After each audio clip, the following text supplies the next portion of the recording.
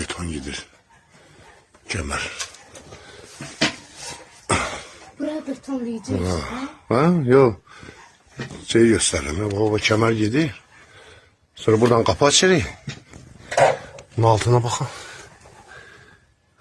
Burada beton deyilen şey yoktu. Taşlar dizibler altına. Yalanla. 100% bunu. Sementine uğrayıpla koyuyorlar cibine. Ne armatur var burada, ne de bir şey.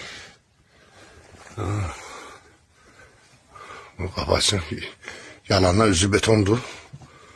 Yanlarını boş saklayıplar, dolu beton yanına. Şimdi kimdi haramzadalık eləyibdi.